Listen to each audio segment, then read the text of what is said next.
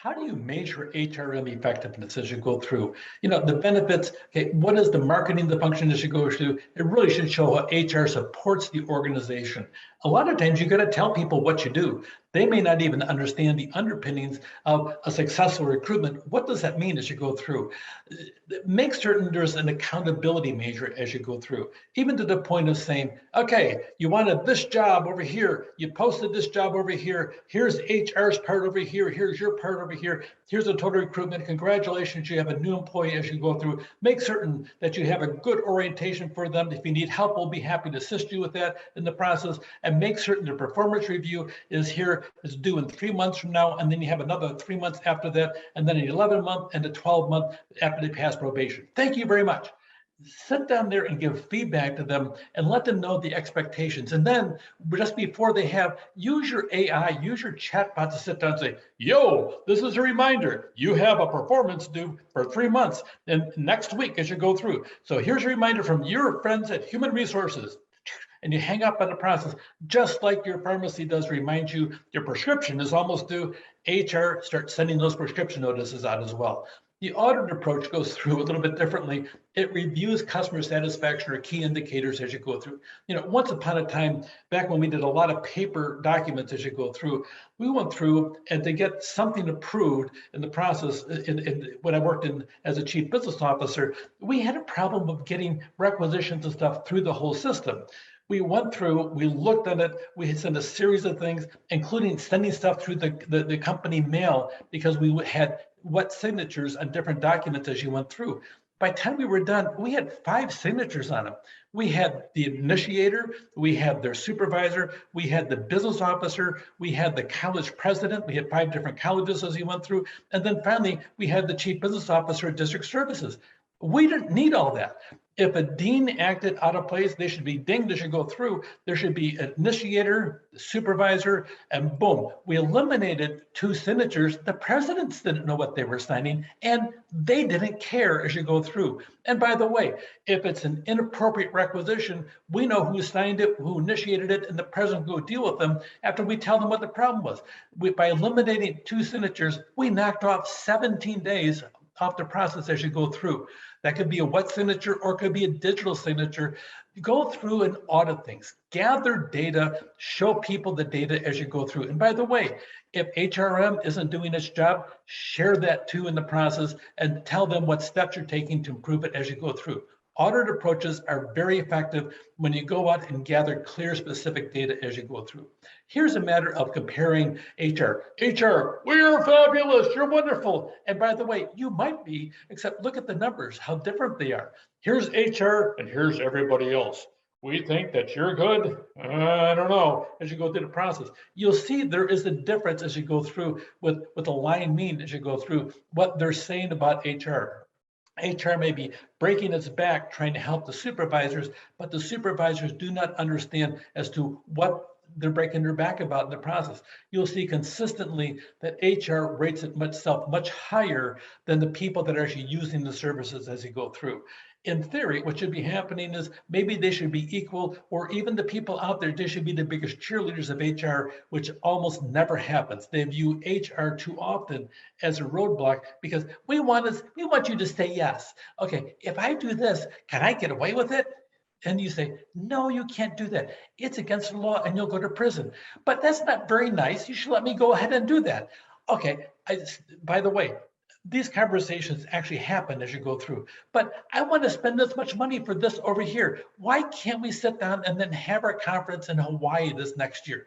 Well, because of the fact you don't have enough money in the process and it's not in your staff development budget as you go through. You guys always make so much stuff and by the time it's all done, I'm going to have it again in the same city that we're in. Okay, yes. And I want to have food. Okay, the policy is only food with meetings 4 hours and longer as you go through. But I have a 3-hour meeting all the time. Can I buy food? What does the policy say? You have these conversations. I'm not kidding about the conversations. You'll have them, and every time you say no, they go ding, ding, ding as you go through, and your rating goes down in the process as you go through. There's different ways to go about saying no. Say it nicely as you go through, and make certain, what is the policy? Did you read it? Here's the policy over here. Oh, it says that. Blame the policy, not you. There's different ways of handling it other than HR saying no. Teach them how to read their actual policies in the process. There's the analytic approach. Okay, determine whether new program practice has the intended effect. Is it doing what it said we're doing? It's another audit as you go through. Estimate the costs and benefits resulting from an HR practice. If you do this, how much will it cost the organization? And then have some type of human resource accounting. See the work that's being done. Is it profitable for organization? Sometimes you should abandon policies that don't work or not functional or not producing the intended results as you go through. Pay attention to what you're doing. Make certain that on human resource accounting that you're getting benefit, a return on investment with everything that you go through. Another method is a cost benefit analysis as you go through capitalization of salary. Look at the net present value of expected wage payments as you go through, and what kind of returns are you getting by having people working on these different projects as you go through. A lot of it is actually here utility analysis. What are turnover costs? And by the way, if you do an analysis of turnover costs, you're going to find they're extremely expensive as you go through. We did one and we went through an employee that leaves a position and then you have to fill the position.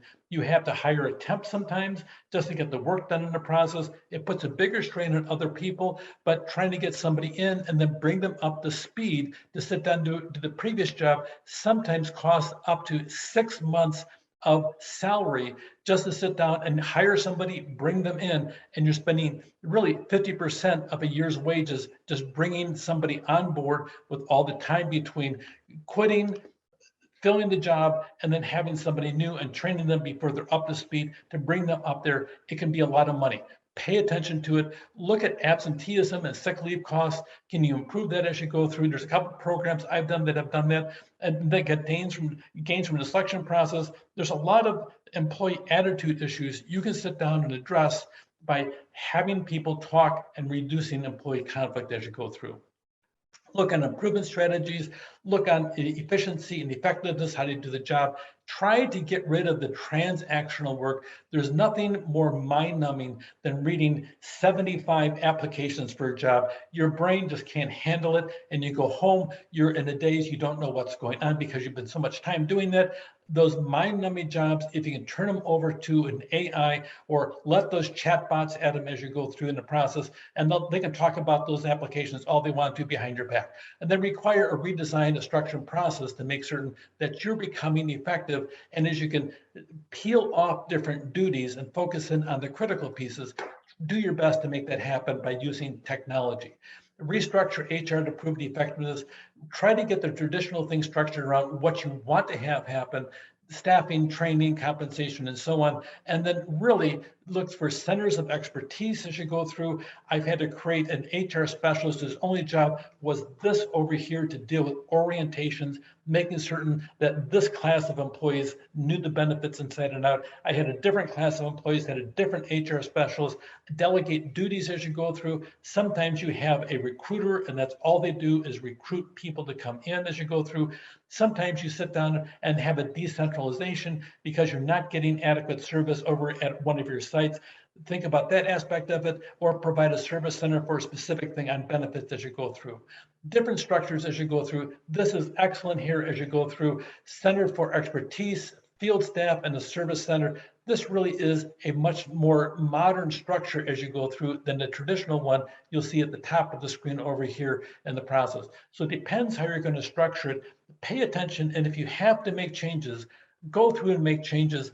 Look what the best standards are out there. We always call that really the aspect of looking at the footprints and seeing who has the best structure to look at in the process. So measuring HR as you go through, look at the benchmarks as you go through from your place versus other places and who's doing a better job. Look at the difference in perspective between the responsiveness of HRM and management. Are they the same? If there's discrepancies, find out what it is and then gather data as you go through from any one of the different terms we just talked about here. Measure and use it to determine the accuracy of perspectives. It could be that those managers are correct and HR isn't doing its job. It could be HR is doing their job, but not communicating it as you go through. New times mean new HRM structures. If it needs changing, change it, but make certain you don't jettison some of the things that are part of the duties of HR, especially the part that deals with the human element of human resources. Take care.